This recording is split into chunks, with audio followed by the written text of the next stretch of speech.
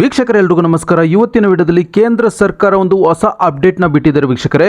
ಅಂದರೆ ನಿಮ್ಮ ಆಧಾರ್ ಕಾರ್ಡ್ಗಳನ್ನ ಸ್ವತಃ ನಿಮ್ಮ ಮನೆಯಲ್ಲೂ ಕುಂತ್ಕೊಂಡು ನೀವೇ ಕರೆಕ್ಷನ್ಗಳನ್ನ ಮಾಡ್ಕೋಬಹುದು.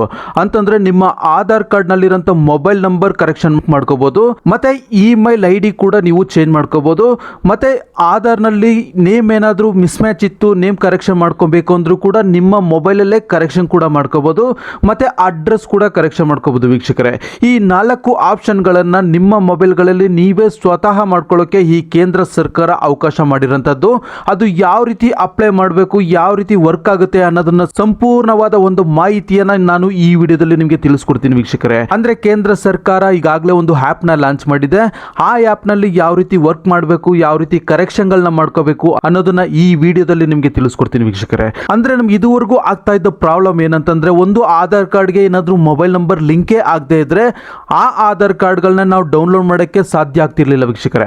ಆದರೆ ಈಗ ಅಂತಹ ಆಧಾರ್ ಕಾರ್ಡ್ಗಳನ್ನ ಮೊಬೈಲ್ ನಂಬರ್ ಲಿಂಕ್ ಆಗದೆ ಇದ್ರೂ ಕೂಡ ನಾವು ಈಗ ಡೌನ್ಲೋಡ್ ಮಾಡ್ಬೋದು.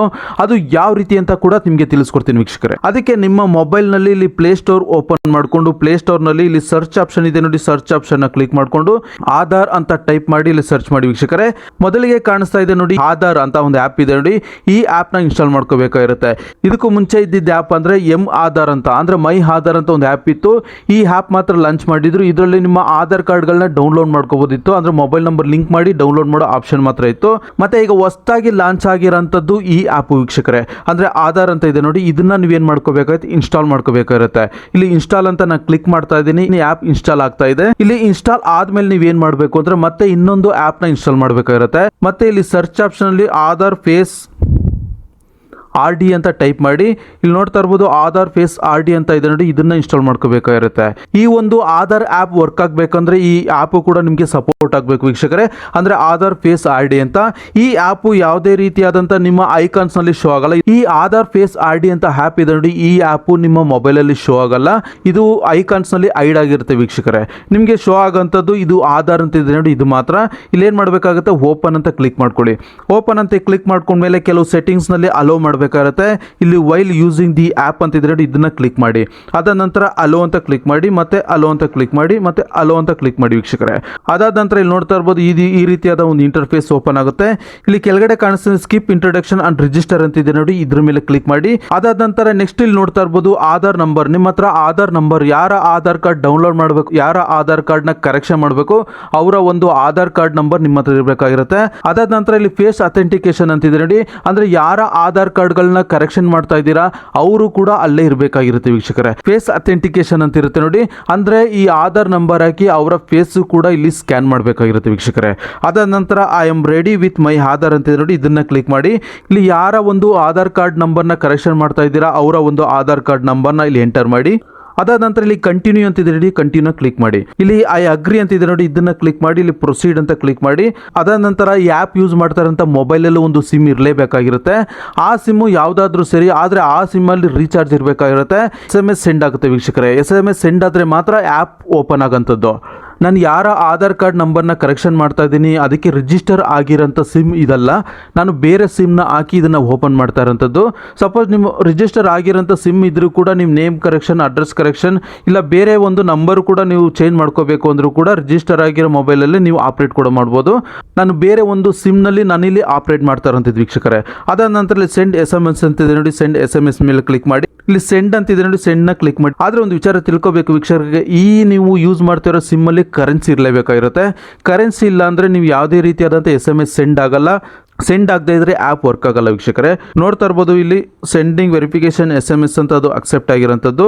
ಅದಾದ ನಂತರ ವೆರಿಫೈಯಿಂಗ್ ಮೊಬೈಲ್ ನಂಬರ್ ಇದು ಕೂಡ ಓಕೆ ಆಗಿರೋಂಥದ್ದು ವೀಕ್ಷಕರೇ. ಇಲ್ಲಿ ಕಂಟಿನ್ಯೂ ಟು ಫೇಸ್ ಅಥೆಂಟಿಕೇಶನ್ ಅಂತಿದ್ರೆ ಇದನ್ನ ಕ್ಲಿಕ್ ಮಾಡಿ. ಇಲ್ಲಿ ಕಂಟಿನ್ಯೂ ವಿತ್ ದಿಸ್ ನಂಬರ್ ಅಂತಿದೆ ನೋಡಿ, ನೀವು ಇದೇ ನಂಬರ್ ಅಂದರೆ ರಿಜಿಸ್ಟರ್ ಆಗದೆ ಇರೋಂಥ ನಂಬರಲ್ಲಿ ಆಪ್ರೇಟ್ ಮಾಡ್ತಾ ಇರೋದಕ್ಕೆ ನೀವು ಇದನ್ನೇ ಕ್ಲಿಕ್ ಮಾಡಬೇಕಾಗಿರುತ್ತೆ.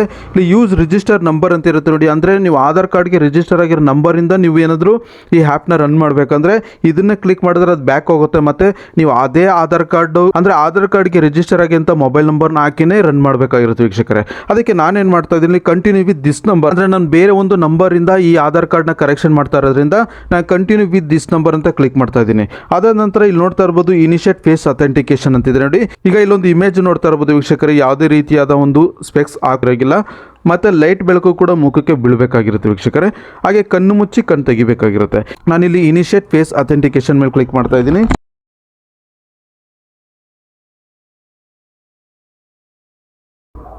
ಅದಾದ ನಂತರ ಇಲ್ಲಿ ನೋಡ್ತಾ ಇರ್ಬೋದು ಗೆಟಿಂಗ್ ಯುವರ್ ಆಧಾರ್ ರೆಡಿ ಅಂತ ಬಂದಿದೆ. ಇಲ್ಲಿ ಪ್ರೊಸೀಡ್ ಅಂತ ಕ್ಲಿಕ್ ಮಾಡಿ ವೀಕ್ಷಕರೇ. ಅದಾದ ನಂತರ ಇಲ್ಲಿ 6 ಡಿಜಿಟ್ ಪಿನ್ ನಂಬರ್ನ ಎಂಟರ್ ಮಾಡಬೇಕಾಗಿರುತ್ತೆ. ನಿಮ್ಗೆ ಯಾವ ನಂಬರ್ ಬೇಕೋ ಆ ನಂಬರ್ನ ಇಲ್ಲಿ ಎಂಟರ್ ಮಾಡ್ಕೊಳ್ಳಿ. ಅಂದರೆ ಆ್ಯಪ್ಗೆ ಸೆಕ್ಯೂರಿಟಿ ಪರ್ಪಸ್ಗೋಸ್ಕರ ಒಂದು 6 ನಂಬರ್ಸ್ನ ಡಿಜಿಟ್ನ ಪಿನ್ ಹಾಕಬೇಕಾಗಿರುತ್ತೆ.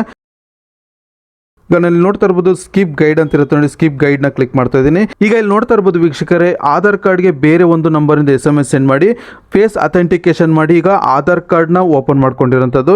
ಈಗ ಇಲ್ಲಿ ನೋಡ್ತಾ ಇರ್ಬೋದು ಒಂದು QR ಕೋಡ್ ಕೂಡ ಓಪನ್ ಆಗಿರೋಂಥದ್ದು. ಅದನ್ನು ಮತ್ತೆ ಕ್ಲಿಕ್ ಮಾಡಿದ್ರೆ ನಿಮ್ಮ ಅಡ್ರೆಸ್ ಡೀಟೇಲ್ ಮತ್ತು ಡೇಟ್ ಆಫ್ ಬರ್ತು, ಯಾವ ಜೆಂಡರ್, ನಿಮ್ಮ ಫೋಟೋ, ಇಮೇಜ್ ಕೂಡ ಎಲ್ಲ ಶೋ ಆಗುತ್ತೆ. ಈಗ ಏನು ಮಾಡಬೇಕು, ಇಲ್ಲಿ ಕರೆಕ್ಷನ್ ಯಾವ ರೀತಿ ಮಾಡಬೇಕು ಅಂತಂದರೆ, ಈಗ ಇಲ್ಲಿ ಏನು ಮಾಡಬೇಕು ಅಂತಂದರೆ ನಿಮ್ಮ ಆಧಾರ್ ಕಾರ್ಡ್ನ ಏನಾದ್ರು ಡೌನ್ಲೋಡ್ ಮಾಡಬೇಕು ಅಂದರೆ ಶೇರ್ ID ಅಂತ ಇರುತ್ತೆ ನೋಡಿ, ಇದನ್ನು ಕ್ಲಿಕ್ ಮಾಡಿ. ಇಲ್ಲಿ ಡೌನ್ಲೋಡ್ ಆಧಾರ್ ಅಂತ ಇರುತ್ತೆ, ಇದನ್ನು ಕ್ಲಿಕ್ ಮಾಡಿ. ಅದಾದ ನಂತರ ಕಂಟಿನ್ಯೂ ಅಂತ ಕ್ಲಿಕ್ ಮಾಡಿ ವೀಕ್ಷಕರೇ.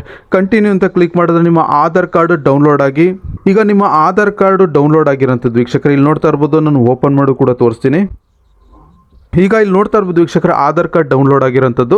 ಅಂದರೆ ನೀವು OTP ಸೆಂಡ್ ಮಾಡಿದ್ರೆ ಮೊಬೈಲ್ ನಂಬರ್ ರಿಜಿಸ್ಟರ್ ಇಲ್ಲದೇ ಇದ್ರೂ ಕೂಡ ಫೇಸ್ ಅಥೆಂಟಿಕೇಶನ್ ಮುಖಾಂತರ ನೀವು ಆಧಾರ್ ಕಾರ್ಡ್ನ ಡೌನ್ಲೋಡ್ ಮಾಡ್ಕೋಬಹುದು. ಮತ್ತೆ ಈಗ ಮೊಬೈಲ್ ನಂಬರ್ ಕರೆಕ್ಷನ್ ಯಾವ ರೀತಿ ಮಾಡಬೇಕು ಅಂದರೆ, ಇಲ್ಲಿ ನೋಡ್ತಾ ಇರೋದು ವೀಕ್ಷಕರು, ತುಂಬ ಜನಕ್ಕೆ ಇಲ್ಲಿ ಆ್ಯಪ್ನ ಓಪನ್ ಮಾಡ್ತಾರೆ, ಎಲ್ಲಿ ಕರೆಕ್ಷನ್ ಮಾಡಬೇಕು ಅಂತ ಗೊತ್ತಿರಲ್ಲ. ನೀವು ಎಲ್ಲಿ ಕ್ಲಿಕ್ ಮಾಡಿದ್ರು ಕೂಡ ನೋಡಿ ಈ ರೀತಿ ಓಪನ್ ಆಗಿದೆ, ನೋಟಿಫಿಕೇಶನ್ ಅಂತ ಓಪನ್ ಆಗುತ್ತೆ. ಇಲ್ಲಿ ಮೈಕಲ್ಲಿ ಈ ರೀತಿ ಗೈಡ್ಲೈನ್ಸ್ ಓಪನ್ ಆಗುತ್ತೆ. ಎಲ್ಲಿ ಕ್ಲಿಕ್ ಮಾಡಿ ಕರೆಕ್ಷನ್ ಮಾಡಬೇಕು ಅಂತ ತುಂಬ ಜನಕ್ಕೆ ಇಲ್ಲಿ ಸಮಸ್ಯೆ ಆಗ್ತಾ ಇರೋದು ಏನಪ್ಪಾ ಅಂತಂದರೆ, ಇಲ್ಲಿ QR ಕೋಡ್ ಮೇಲೆ ಈಗ ಸ್ಕ್ರಾಲ್ ಮಾಡಿದ್ರೆ ನಿಮ್ಮ ಇಮೇಜ್, ನಿಮ್ಮ ಅಡ್ರೆಸ್ ಮಾತ್ರ ಶೋ ಆಗುತ್ತೆ. ಈಗ ಕರೆಕ್ಷನ್ ಎಲ್ಲಿ ಮಾಡಬೇಕು ಅಂದ್ರೆ ತುಂಬಾ ಜನಕ್ಕೆ ಕನ್ಫ್ಯೂಸ್ ಆಗಿರೋಂಥದ್ದು ವೀಕ್ಷಕರೇ. ಇಲ್ಲಿ ಕೆಳಗಡೆ ಕಾಣಿಸ್ತಾ ಇರ್ಬೋದು ರೀಸೆಂಟ್ ಟ್ರಾನ್ಸಾಕ್ಷನ್ ಮತ್ತೆ ರಿಫ್ರೆಶ್ ಅಂತ ಕಾಣಿಸ್ತಾ ನೋಡಿ. ಇದರ ಒಂದು ಜಾಗದಲ್ಲಿ ನೀವು ಬೆರಳಿಟ್ಟು ಇಲ್ಲಿ ಮೂವ್ ಮಾಡಬೇಕಾಗಿರುತ್ತೆ ವೀಕ್ಷಕರೇ. ಈ ರೀತಿ ಮೂವ್ ಮಾಡಿದಾಗ ಏನಾಗುತ್ತೆ, ಈ ರೀತಿ ಓಪನ್ ಮಾಡಿದಾಗ ಇಲ್ಲಿ ನೋಡ್ತಾ ಇರ್ಬೋದು ಸರ್ವಿಸಸ್ ಅಂತ ಕಾಣಿಸ್ತಾ ನೋಡಿ, ಮೈ ಆಧಾರ್ ಅಪ್ಡೇಟ್ ಅಂತ ಕಾಣಿಸುತ್ತೆ, ಮತ್ತೆ ಮೈ ಕಾಂಟ್ಯಾಕ್ಟ್ ಕಾರ್ಡ್ ಅಂತ ಇರುತ್ತೆ. ಸಪೋಸ್ ಇದೇನಾದ್ರೂ ನಿಮಗೆ ಶೋ ಆಗ್ತಿಲ್ಲ, ಇಲ್ಲಿ ಮೈ ಆಧಾರ್ ಅಪ್ಡೇಟ್ ಅಂತ ಶೋ ಆಗ್ತಿಲ್ಲ ಅಂತಂದ್ರೆ ಕೆಳಗಡೆ ಇಲ್ಲಿ ಫೀಡ್ಬ್ಯಾಕ್ ಅಂತಿದೆ ನೋಡಿ, ಫೀಡ್ಬ್ಯಾಕ್ನ ಕ್ಲಿಕ್ ಮಾಡಿ. ಇಲ್ಲಿ ಏನಾಗುತ್ತೆ ಅಂದರೆ ಆ್ಯಪ್ನಲ್ಲಿ ಇಲ್ಲಿ ಓಪನ್ ಅಂತಿದ್ರೆ ಇಲ್ಲಿ ಅಪ್ಡೇಟ್ ಅಂತ ಇರುತ್ತೆ ವೀಕ್ಷಕರೇ. ಈ ಅಪ್ಡೇಟ್ ಮೇಲೆ ಕ್ಲಿಕ್ ಮಾಡಿದ್ರೆ ಏನಾಗುತ್ತೆ, ನಿಮಗೆ ಈ ಆಪ್ಷನ್ ಶೋ ಆಗುತ್ತೆ. ಅಂದರೆ ಮೈ ಆಧಾರ್ ಅಪ್ಡೇಟ್ ಅಂತ ಏನು ಕಾಣಿಸ್ತಾ ಇದೆ ಈ ಆಪ್ಷನ್ ಶೋ ಆಗೋಂಥದ್ದು. ಈಗ ಇದೇನು ಮಾಡಬೇಕು, ಮೈ ಆಧಾರ್ ಅಪ್ಡೇಟ್ ಮೇಲೆ ಕ್ಲಿಕ್ ವೀಕ್ಷಕರೇ, ಮೊಬೈಲ್ ನಂಬರ್ ಅಪ್ಡೇಟ್ ಅಂತ ಇರುತ್ತೆ ನೋಡಿ. ಮೊಬೈಲ್ ನಂಬರ್ ಅಪ್ಡೇಟ್ನ ಕ್ಲಿಕ್ ಮಾಡಿದ್ರೆ ಇಲ್ಲಿ ನೋಡ್ತಾ ಇರ್ಬೋದು 30 ಡೇಸ್ ಅಂದರೆ ಪ್ರೊಸೆಸಿಂಗ್ ಟೈಮ್ ಬಂದು ಇದು 30 ಡೇಸ್ ಆಗಿರುತ್ತೆ. ಮತ್ತು ಪ್ರೊಸೆಸಿಂಗ್ ಫೀಸ್ ಬಂದು ಇದು 75 ರೂಪಾಯಿ ಆಗಿರುತ್ತೆ. ಅಂದರೆ 75 ರೂಪಾಯಿ ಪ್ರೊಸೆಸಿಂಗ್ ಫೀಸ್ನ ನೀವು ಕಟ್ಟಬೇಕಾಗಿರುತ್ತೆ. ಅದಾದ ನಂತರ ಇಲ್ಲಿ ನೋಡ್ತಾ ಇರ್ಬೋದು ವೀಕ್ಷಕರೇ, ಅಡ್ರೆಸ್ ಅಪ್ಡೇಟ್ ಅಂದರೆ ಕಮಿಂಗ್ ಸೂನ್ ಅಂತಿದೆ. ಅಂದರೆ ಇದು ಅಡ್ರೆಸ್ ಅಪ್ಡೇಟ್ ಇನ್ನೂ ಲಾಂಚ್ ಮಾಡಿಲ್ಲ, ಮತ್ತು ನೇಮ್ ಅಪ್ಡೇಟ್ ಕೂಡ ಲಾಂಚ್ ಮಾಡಿಲ್ಲ, ಮತ್ತು ಇಮೇಲ್ ID ಕೂಡ ಕಮಿಂಗ್ ಸೂನ್ ಅಂತಾನೆ ಇದೆ. ಈಗ ಮೊಬೈಲ್ ನಂಬರ್ ಅಪ್ಡೇಟ್ ಮಾತ್ರ ಇದು ಆಗ್ತಾ ಇರೋದು ವೀಕ್ಷಕರೇ. ಈ ಅಡ್ರೆಸ್ಸು ಮತ್ತು ನೇಮ್ ಮತ್ತು ಇಮೇಲ್ ID ಇನ್ನು ಮುಂದೆ ಇದು ಅಪ್ಡೇಟ್ ಮಾಡ್ತಾರೆ. ಅದು ಯಾವ ದಿನದಲ್ಲಿ ಬೇಕಾದರೂ ಆಗ್ಬೋದು, ಬಟ್ ಇದು ಅಪ್ಡೇಟ್ ಮಾಡಿದ್ಮೇಲೆ ನೀವು ಕರೆಕ್ಷನ್ಗಳನ್ನ ಮಾಡ್ಕೊಳ್ಳಿ ವೀಕ್ಷಕರೇ. ಈಗ ಸದ್ಯಕ್ಕೆ ಮೊಬೈಲ್ ನಂಬರ್ ಮಾತ್ರ ಇದರಲ್ಲಿ ವರ್ಕ್ ಆಗ್ತಾ ಇರೋಂಥದ್ದು. ವಿಡಿಯೋ ನೋಡಿದ್ದಕ್ಕೆ ಧನ್ಯವಾದಗಳು. Thank you for watching.